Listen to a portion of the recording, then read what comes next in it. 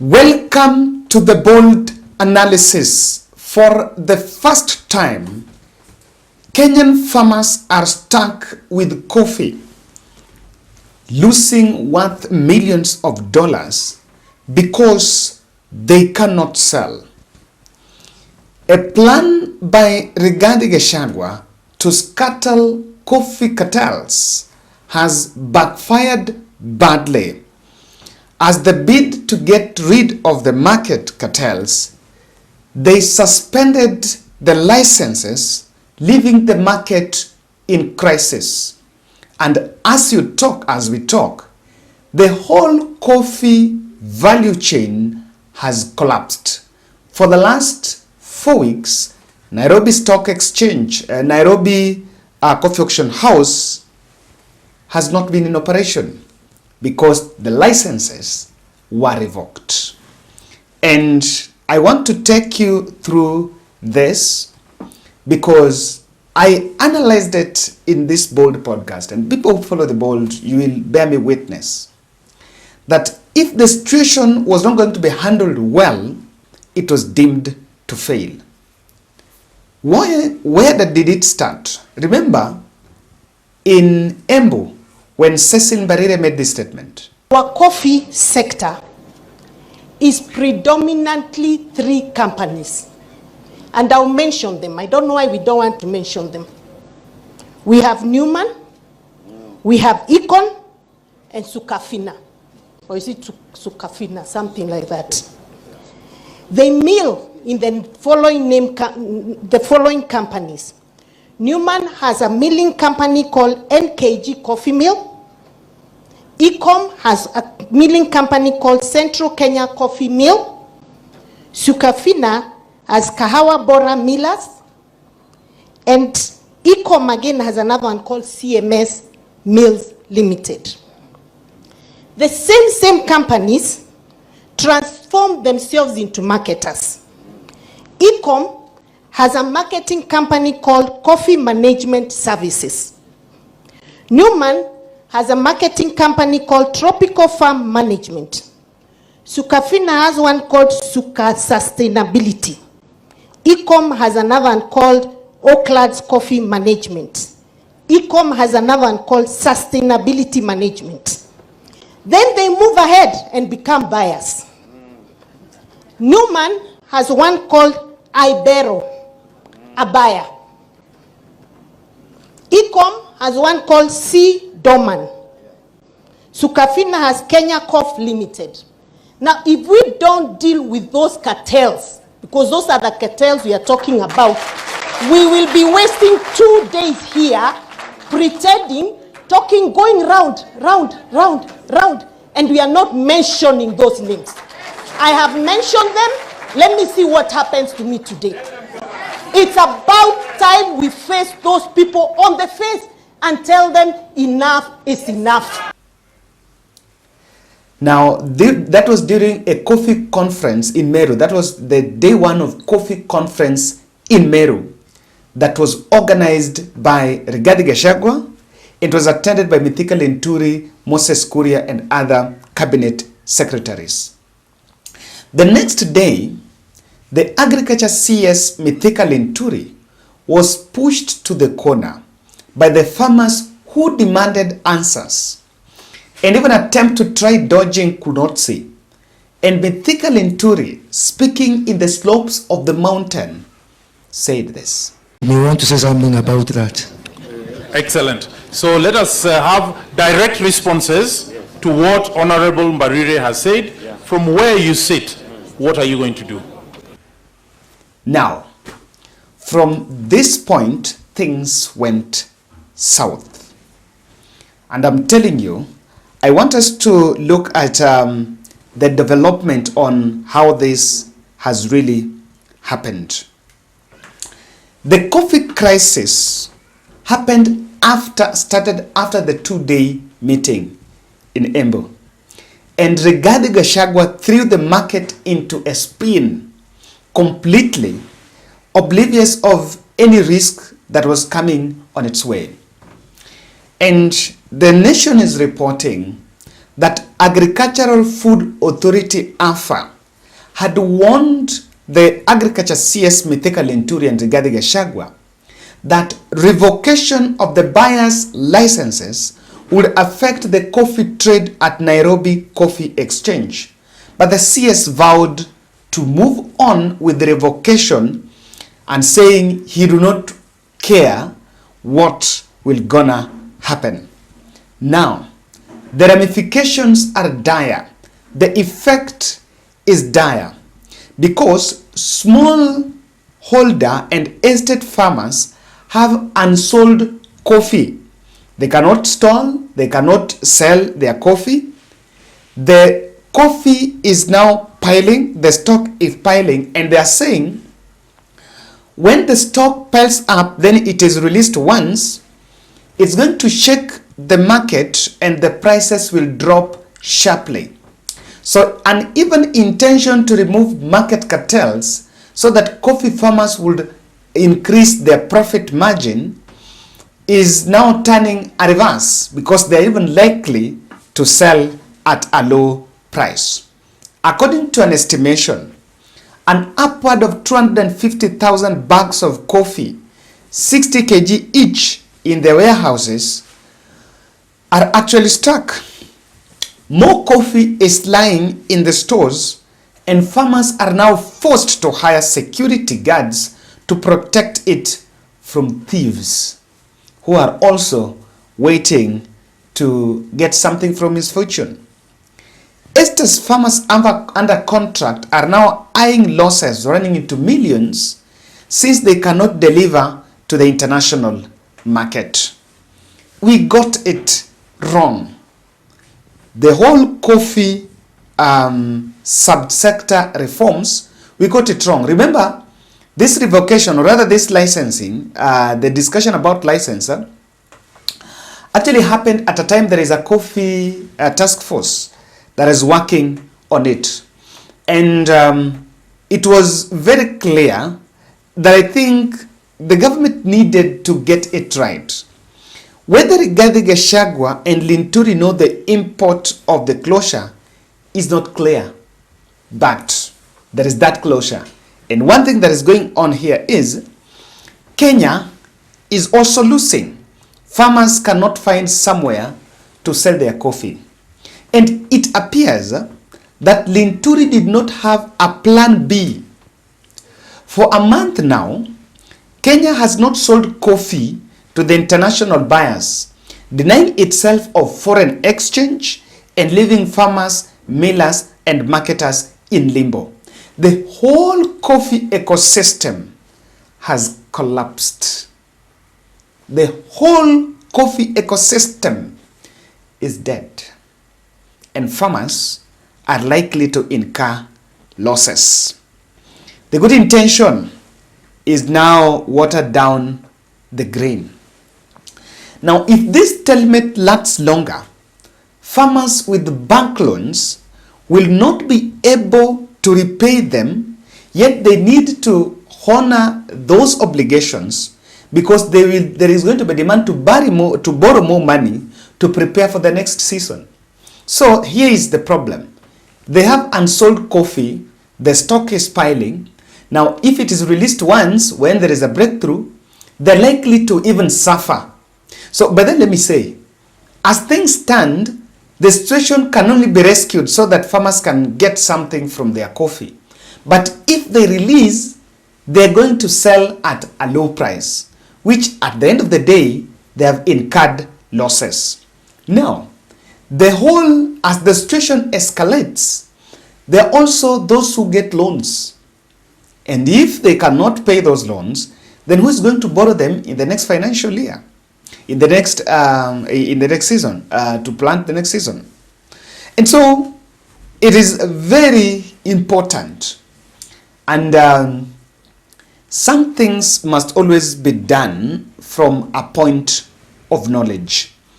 You know, you cannot just wake up and do things without a clear guideline on how or what is going to be achieved by the whole thing. As we speak, the coffee international buyers are rerouting to Rwanda, because we understand Rwanda has the same coffee profile like also that of Kenya. So they are rerouting to Rwanda, and what does that show? If they reroute to Rwanda, it also means that the coffee farmers in Kenya are losing market. They're losing the trust value. Everyone wants to buy, any other person in business wants to work with a supplier who is trustworthy, consistent, and can always serve at all given time. But if we subject the coffee to uncertainties, if the coffee ecosystem is what? I need to get it. Is subjected to uncertainty, where people don't know whether what will gonna happen tomorrow. And with that level of political interference, then it is very clear that Kenya is losing it. Kindly subscribe to our channel, and I really sympathize with the coffee farmers. I really sympathize with the coffee farmers, because I think I was speaking to one of our subscribers from Kirinyaga, and in one of our informal talks, just peer talks, and she was actually telling me that yeye watoto wake wote amesomesha na coffee. All his kids, all my kids, and two are nurses, and the other one is a lawyer, and now he has, I think, alikuwa na mwingine. So she was telling me that all her kids amewasomesha na coffee. And back then in the days, I think people from Mount Kenya might tell you that back then in the days, coffee was the real deal. It was a real deal. That is a secret why walisomesha watoto wao into very prestigious, into very serious courses.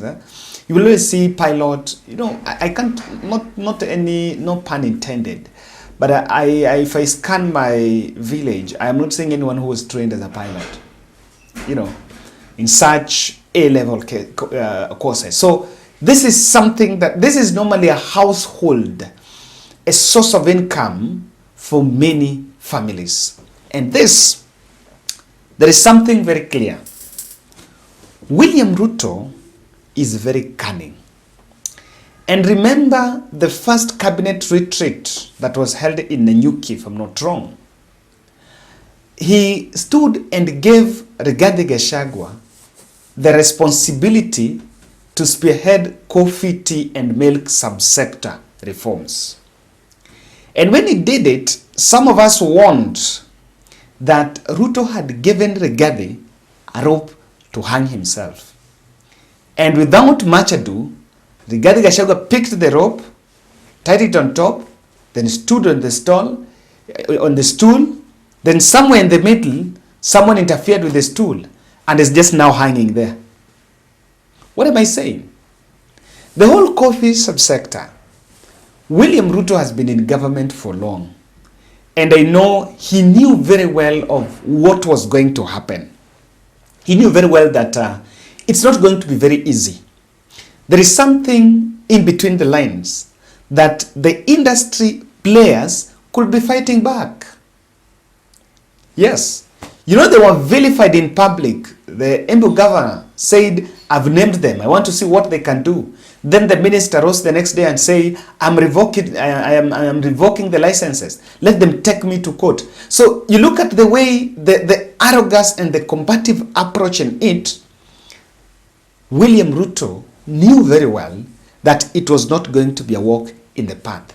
And he gave it Rigathi as a very interesting trap. And I think I analyzed in this podcast that handing over the coffee and the tea milk subsector reforms to Rigathi Gachagua in Mount Kenya, he actually gave him a rope to go and hang himself on top of the mountain. And now, Rigathi Gachagua was even away in Italy, came back. For a month in a row, they're yet to speak about coffee. In fact, they're yet to hold any serious event in Mount Kenya. No one. Even Gadon wa Mushomba, amongst the team that stormed Nairobi Coffee House, they are nowhere to be seen. That is one thing that really happened. The second aspect where things went wrong. Coffee reforms started on a wrong foot. it started from a point of, I want to do with cartels because Uhuru Kenyatta and some few people are in it. And the whole problem was politicizing the whole reform. In fact, I tend to look at it this way. Mithika Linturi and Rigathi, if they're not players in the coffee subsector, then they might have made policy directions at the high decision-making table without being consultative or even failing to listen to what the industry players were saying. And this is a blunder that has happened all over. Even, I remember I analyzed the oil deal from Dubai. The players in the oil sector warned the government on that oil deal from Saudi, from Dubai. And within 2 months after starting, the government was negotiating for the terms to be reviewed. So even on this one, immediately, Cecil Barire, did something publicity for politicians. I've named them. After naming them, the next day someone started dragging the name of Muradi. It did not go through well. Then Linturi came out and said, I'm revoking the licenses. After that, someone just revoked the licenses without a plan B. And apart from farmers losing, even government is losing on foreign exchange. Now these are, and remember, coffee is one of our great exports. Is amongst top 10 exports of this country called Kenya. So if this is the direction we are taking, the problem we left it to politicians. Their interest was never about the farmer. That is what is seen here. Their interest was political publicity on how I must be seen as caring for my people, but not the farmer. If they cared for the farmer, they would have known very well that if you revoke, this thing is easy. Even if you wake up if you ask my 3-year-old girl, Kayla will tell you. If you close the whole chain, then people are harvesting. Where are they going to sell the coffee? Was it intentional? There are two risks.